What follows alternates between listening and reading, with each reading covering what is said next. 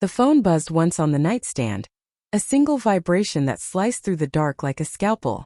I was already awake, eyes fixed on the ceiling, counting the hours since Aisha had slipped out the door with a hurried kiss and the vague promise of girls' night. Don't wait up. It was 3:17 a.m. now. The apartment felt too large without her, every creak of the old radiator sounding like footsteps that never arrived.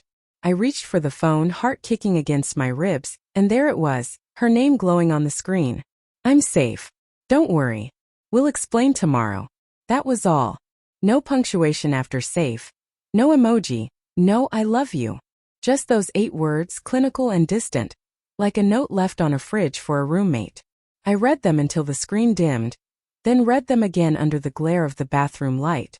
My thumb hovered over the call button, but I didn't press it. If she was safe, why wasn't she home? If she was safe, why did the message feel like a door slamming shut? I tried to sleep. I failed. Instead, I paced the living room, tracing the same oval between the couch and the kitchen island until the sky outside turned the color of weak tea. At 6:42 a.m. the front door clicked. Aisha stepped in, heels dangling from 2 fingers, hair escaping its bun in damp curls. She smelled of rain and something sharper, cologne that wasn't mine. You're up, she said, startled, as if I were the one who'd vanished. I never went down. My voice came out flat, scraped raw. Where were you?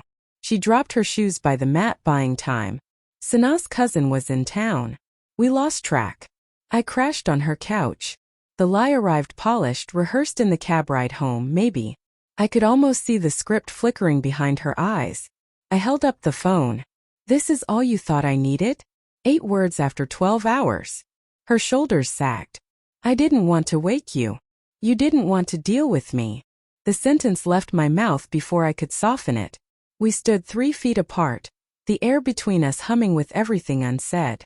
6 years of marriage, 2 miscarriages, 1 promotion that moved us to this cramped Lahore flat with its peeling beige paint and the neighbor's rooster that crowed at dawn. We had survived all of it by talking until the hurt scabbed over. Tonight the scab was ripped clean. She crossed to the kettle, filled it, set it on the stove with deliberate calm. I drank too much. I was embarrassed. That's the truth. Embarrassed enough to turn off your location? To let my calls go to voicemail. I heard the tremor in my own words, hated it. Aisha, I thought. My throat closed.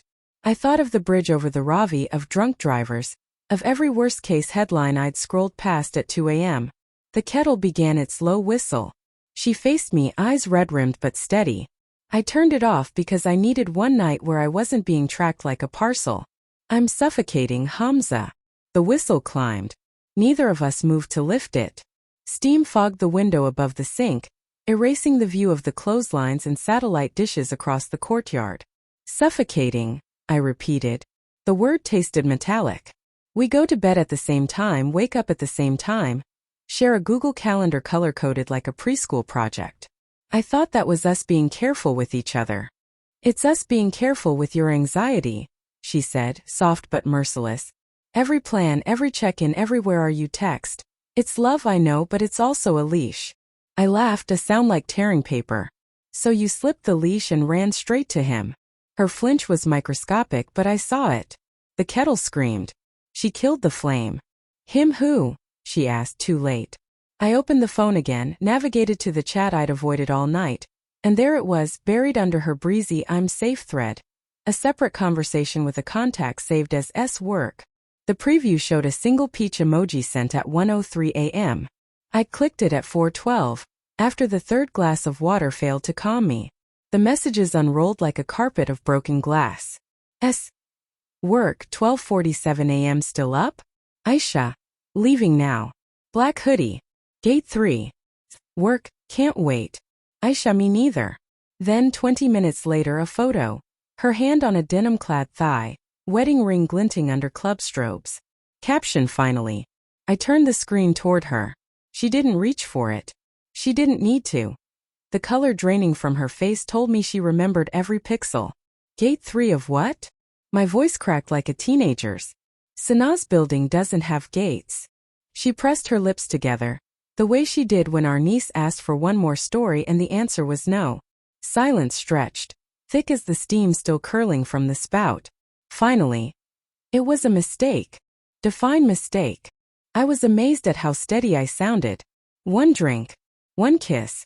One night in someone else's bed while I sat here inventing accidents bad enough to justify the hole in my chest.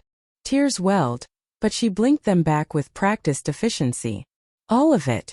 I was angry at the fertility clinic, at the mortgage, at the way you look at me like I'm made of porcelain since the last loss. I wanted to feel reckless for 5 minutes. 5 minutes became 5 hours. His name, I said. I deserve his name. Samir. From the Karachi office. He was in town for the expo. She said it like reciting a prescription, clinical and bitter. It's over. It was always over before it started. Yet you kept the thread. You kept the photo. I scrolled further.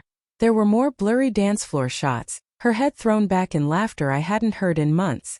Delete it, I said. Delete all of it while I watch. She hesitated, then took the phone. Her thumbs moved in small guilty arcs. Each soft ping of deletion felt like a hammer on bone. When the screen went blank, she set it on the counter between us like a white flag. I'll move into the guest room. Give you space. Space, I echoed. The word tasted like ash. We have 720 square feet. Where exactly is this space? She had no answer. The rooster next door crowed, off-key and triumphant. Morning light slid across the tiles, illuminating the faint outline of her shoes still by the door, one lying on its side like it, too, had given up. Picked up my keys. I'm going for a walk. Hamza. I need air that doesn't smell like someone else on your skin. I left her standing by the cold kettle. The corridor outside carried the scent of frying parathas and wet concrete. I walked until the building was a speck, until the canal glittered under winter sun, and the city noise drowned the echo of her voice saying finally. My phone stayed silent. She didn't text. Maybe she was packing, maybe crying, maybe already drafting the apology she'd rehearse in the mirror. At the chai stall I ordered a glass I didn't drink. The vendor's radio played an old Noor Jahan song about lost promises. I listened to every verse, letting the melancholy settle in my marrow. When the song ended, I still had no plan. Only the weight of a ring in my pocket I'd slipped off somewhere between the third and fourth bridge. Marriage, I realized, isn't a single betrayal. It's the moment you discover the person you scripted your future with has been improvising without telling you the lines. I didn't know if I could forgive or if forgiveness was even the point. I only knew that when I eventually walked back, the apartment would smell of burnt tea, and the silence of two people learning how wide a bed can feel with 3 feet of space between them.